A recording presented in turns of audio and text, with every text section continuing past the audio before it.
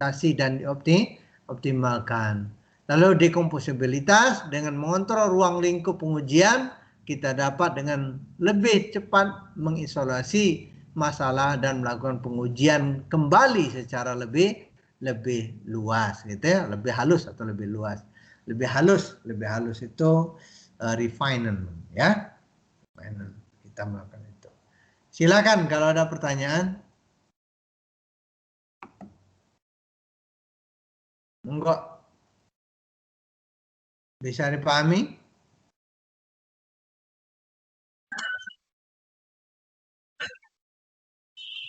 Ada pertanyaan? Silakan kalau ada pertanyaan. Saya itu dulu sebentar karena kita istirahat dulu sebentar ya. Saya sekitar 5 menit. Oke? 5 menit kita Iya, istirahat. Pak. Ya, oke. Baik, Pak. Kita kembali lagi.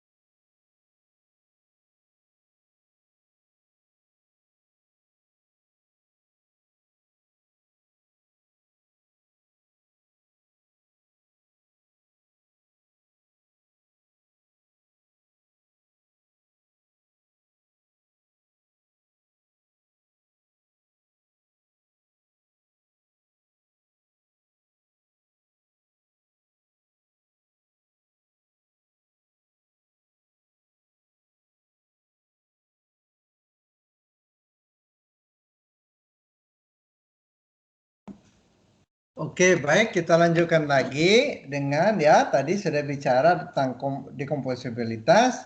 Dekomposisi artinya itu kita ya melakukan isolasi ya supaya kita bisa melakukan proses pengujian itu jauh lebih mudah, tidak memulai semuanya ya dari ini semuanya kita kumpulkan jadi satu sehingga proses pengujian itu sangat kompleks dan ruwet gitu ya.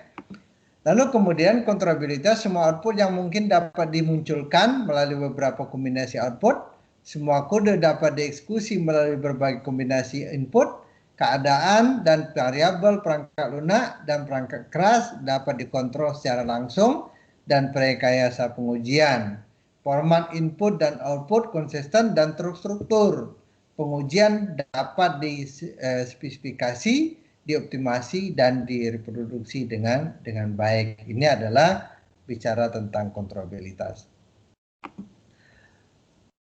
Sistem perangkat lunak dibangun dari modul-modul independen. Kemarin kita sudah itu melihat bahwa di desain waktu desain arsitektur, desain arsitektur itu bisa membuat modul-modul tersebut menjadi independen. Modul-modul perangkat lunak dapat diuji secara independen gitu ya. Jadi karena desainnya adalah atau kita sudah buat modul-modul itu independen ya, maka kita akan mengujinya juga bisa dilakukan secara independen ya. Ingat ya desain arsitektur ya.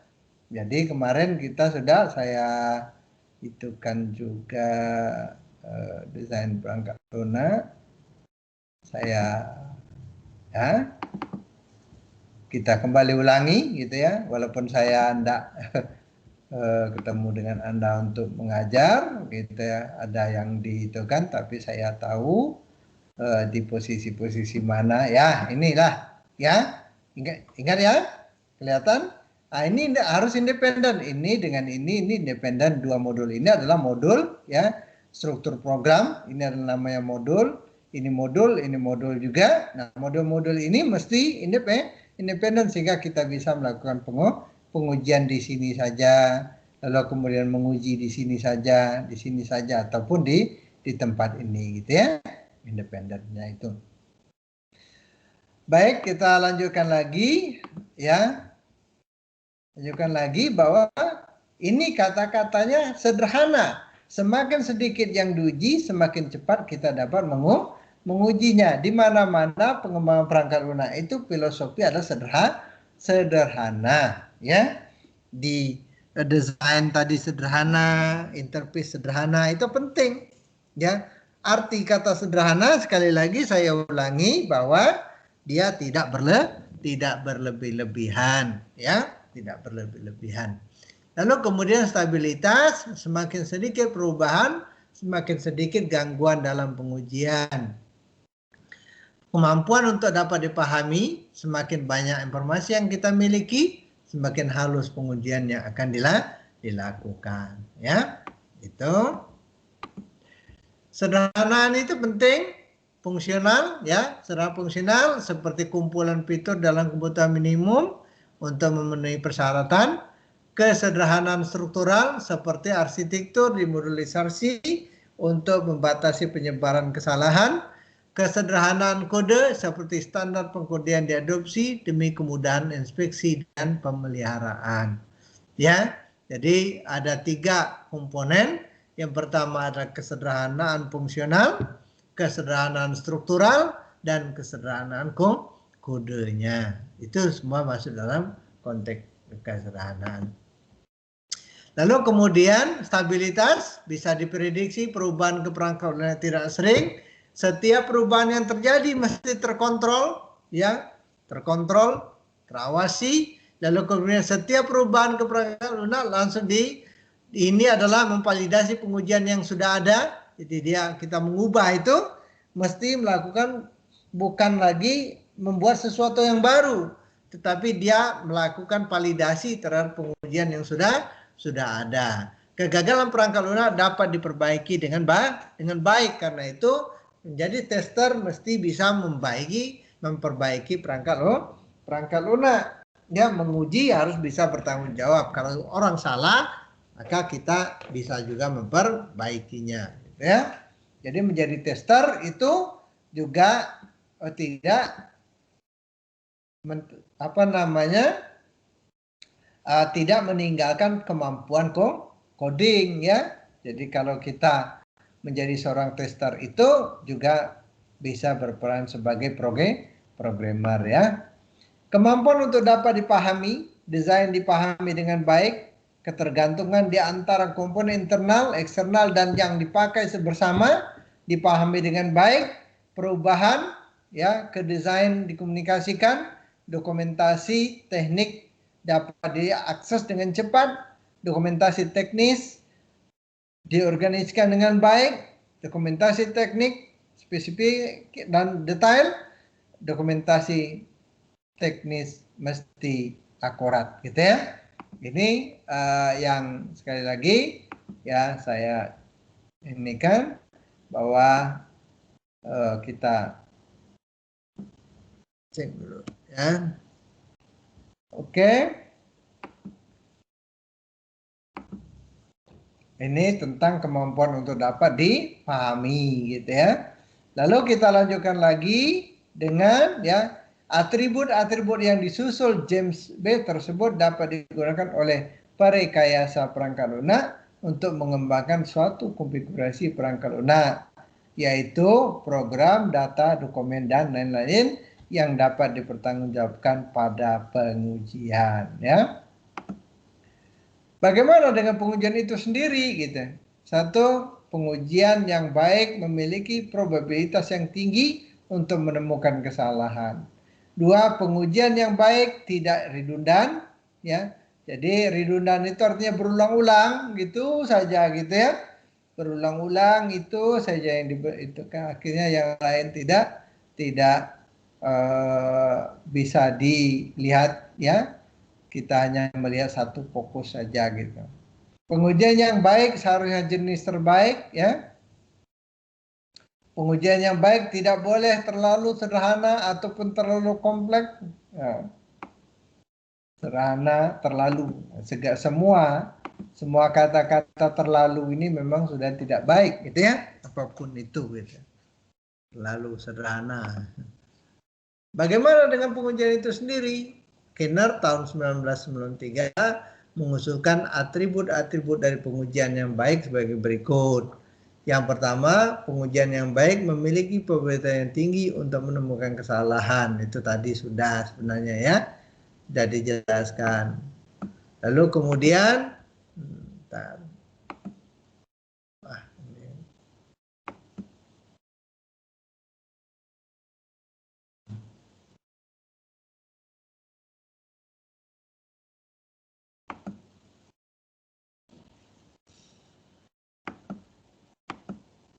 ya. Tunggu sebentar saya perbaiki.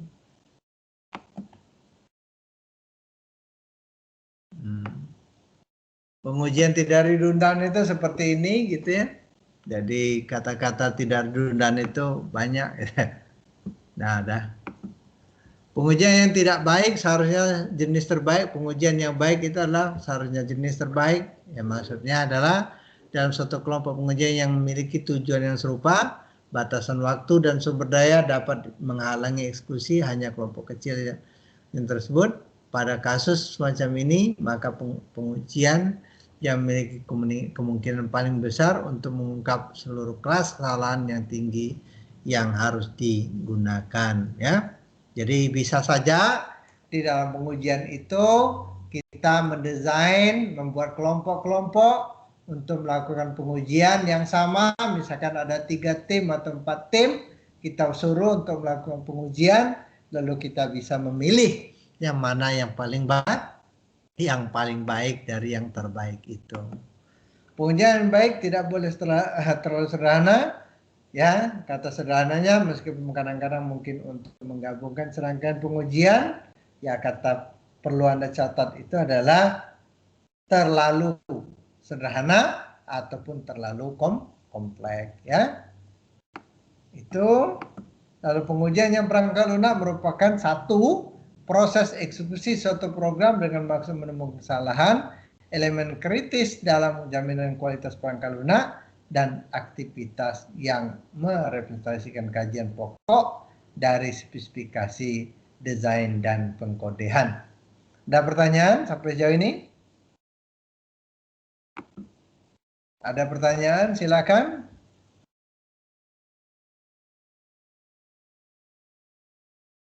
Monggo kalau ada pertanyaan. Sebelum saya melanjutkan ke materi selanjutnya. Mau dilanjutkan sekarang atau nanti?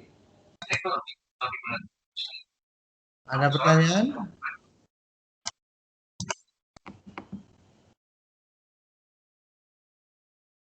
Monggo. Enggak ini ya. Saya cek dulu.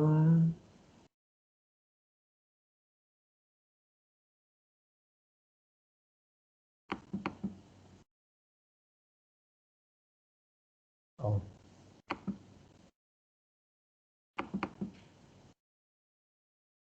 Oh. Bukan itu. Silakan kalau ada pertanyaan.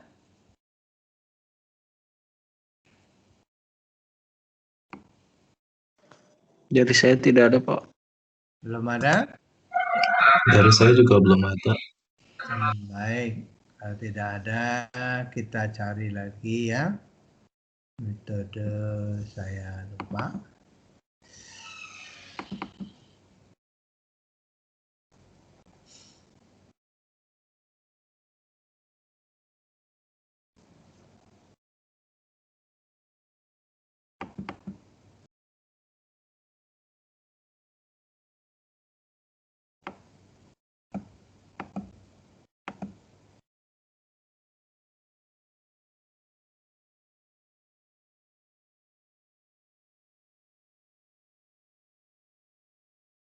Tadi gitu ya. Sama saja lupa. Bentar, saya cek dulu. Oke.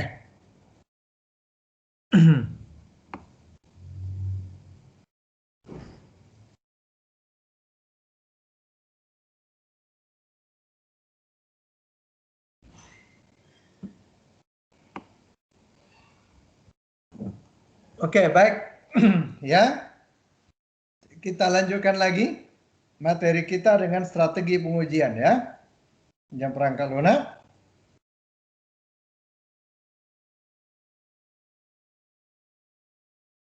Ya.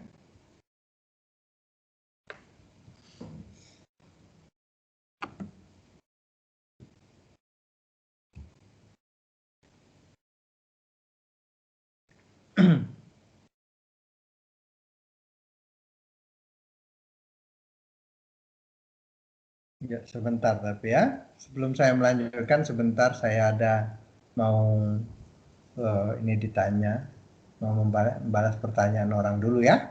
Bentar ya. Sekitar beberapa menit.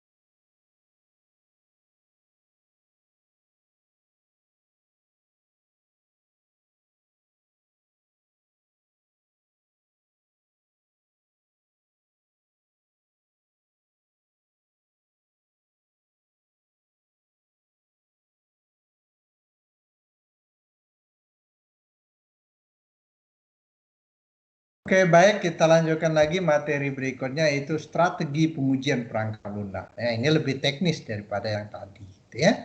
Jadi tadi pengantar, sekarang kita masuk lagi. Jadi ada banyak.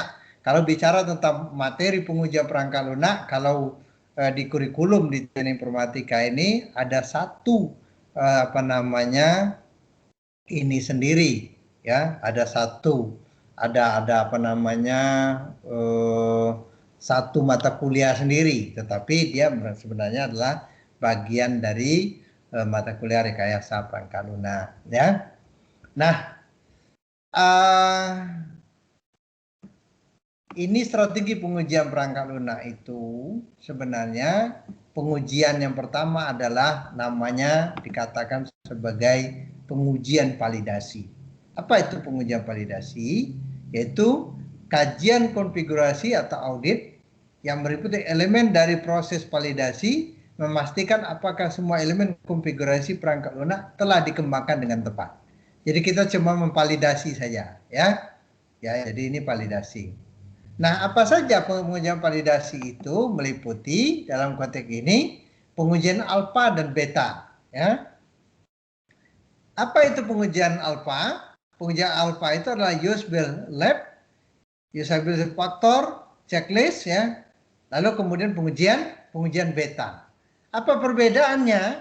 Pengujian alfa ini, kalau pengujian alfa itu adalah software yang digunakan based on customer request. Ya. Jadi kalau software ini, software dipesan, maka namanya pengujian alfa. Tetapi kalau software yang diproduce secara massal itu namanya pengujian beta. Ya. Nah, itu pengujian beta ataupun alfa. Kalau pengujian beta ini biasanya dikirim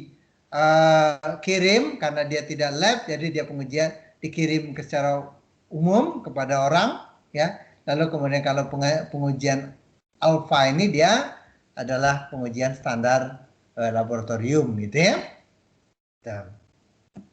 Lalu pengujian sistem meliputi, ya, pengujian perbaikan, pengujian keamanan, pengujian stressing, lalu kemudian pengujian kinerja. Apa itu pengujian perbaikan? Ya, jadi kita uji, lalu kemudian kita perbaiki. Keamanan, security-nya kayak apa? Ya, pengujian keamanan. Lalu kemudian pengujian stres, tingkatan bagaimana titik-titik kritis dari perangkat lunak itu ketika digunakan, ya. Misalnya kalau server ada tingkat stressingnya tinggi, pakai kayak apa, gitu ya.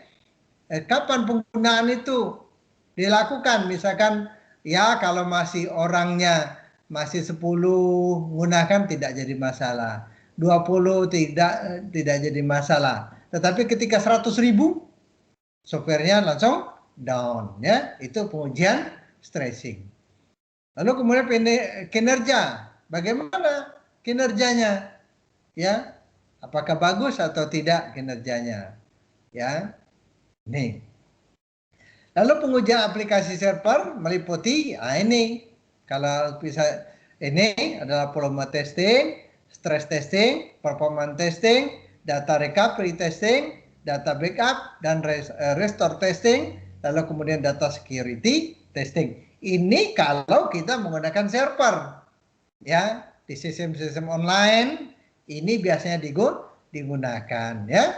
Apa itu volume testing? Menemukan kelemahan sistem selama melakukan pemrosesan data dalam jumlah yang besar dalam periode waktu yang singkat. Itu adalah masuk dalam volume testing. Tujuannya apa? Meyakinkan bahwa sistem tetap melakukan pemrosesan data antar batasan fisik dan batasan logik. Contohnya, mengujikan proses antar server dan antar partisi hard disk pada satu server, itu contohnya. Lalu kemudian stress testing itu apa? Tujuannya mengetahui kemampuan sistem dalam melakukan transaksi dalam periode waktu puncak proses. Contoh periode puncak ketika penolakan proses login online, sistem sering down, dan pada kasus batch, pengiriman batch proses dalam jumlah yang besar dilakukan setelah sistem down gitu ya. Contoh melakukan login ke server ketika sejumlah besar workstation melakukan proses menjalankan perintah SQL database gitu ya, SQL ya. Lalu kalau performance testing dilakukan secara paralel dengan volume dan stress testing untuk mengetahui unjuk kerja sistem. Bagaimana waktu responnya, throughout rate-nya kayak apa pada beberapa kondisi, proses dan konfigurasi. Dilakukan pada semua konfigurasi sistem perangkat keras maupun perangkat lunak. Misalnya pada aplikasi client server diuji pada kondisi korporat ataupun lingkungan sendiri, mesinnya LAN, WAN, laptop, dan desktop. Menguji sistem dengan hubungannya sistem ke lain pada server yang sama bisa juga. Lalu kemudian load balancing monitor, network monitor, dan lain sebagainya. Ya. Lalu berikutnya adalah namanya data recovery testing. Data recovery testing itu kita tahu bahwa proses recovery data itu sangat perlu karena namanya komunikasi menggunakan server ya sering terputus. Karena itu kita perlu melakukan recovery terhadap data. Investigasi dampak kehilangan data melalui proses recovery ketika terjadi kegagalan proses itu mesti kita lihat. Lalu kemudian penting dilakukan karena data yang disimpan di server dapat dikonfigurasi dengan berbagai cara. Selanjutnya ada kehilangan data terjadi akibat kegagalan sistem, hard disk rusak, penghapusan yang tidak sengaja, kecelakaan, virus, dan namanya pencurian dan lain sebagainya. Berikutnya adalah data backup dan restore testing dilakukan untuk melihat proses backup data, bagaimana backup data, lalu kemudian bagaimana recovery-nya. Dilakukan dengan mensimulasi beberapa kesalahan untuk menguji proses backup dan recovery. Pengujian dilakukan terhadap strategi backup, frekuensi, medium, waktu, mekanisme.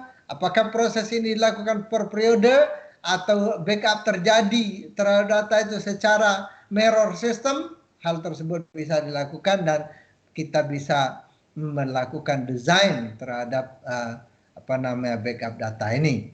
Switching antara live and backup server ketika terjadi kerusakan, log transaction pada backup, kemudian melakukan recovery. Itu adalah elemen-elemen penting yang menjadi fokus di dalam melakukan pengujian terhadap data backup. Data security, kita perlu bahwa dan kita tahu ya data security ini privilege access terhadap database diuji pada beberapa user yang tidak memiliki privilege access ke database, shutdown database engine melalui operating system dengan beberapa perintah US ya, operating system yang dapat mematikan aplikasi database tersebut gitu ya. Jadi ini data security di mana-mana itu sangat penting gitu ya, karena data itu sangat berguna gitu. Nah, inilah sebenarnya yang bisa dilihat bahwa debug itu kayak apa gitu ya. Ini adalah test case ya, eksekusi case of case, kita lihat lalu kemudian hasilnya apa gitu ya. Jadi ini test case, dieksekusi ya, hasilnya kayak apa, lalu kalau dia benar penyebab yang dicurigai apa, lalu lakukan pengujian tambahan. Atau hasilnya debug ya, kita debug penyebab yang terjadi atau bisa diidentifikasi, dikoreksi, pengujian regresi kita lakukan lagi, lakukan pengujian lagi gitu ya, gunakan test case dan selanjutnya. Begitu terus berulang untuk melakukan pengujian debugging. Oke? Saya kira untuk hari ini cukup ya. Cukup dulu kita karena waktu sudah masuk jam 12. Minggu depan kita lanjutkan lagi dengan namanya black box testing dan white box testing. Oke? Secara teknis barangkali seperti itu. Oke, untuk daftar hadir kita buka dulu semua kameranya, silakan dibuka. ya, silakan dibuka kameranya. Saya mau mengisi daftar hadir Anda gitu ya. Siapa-siapa yang masih bertahan sampai akhir gitu ya.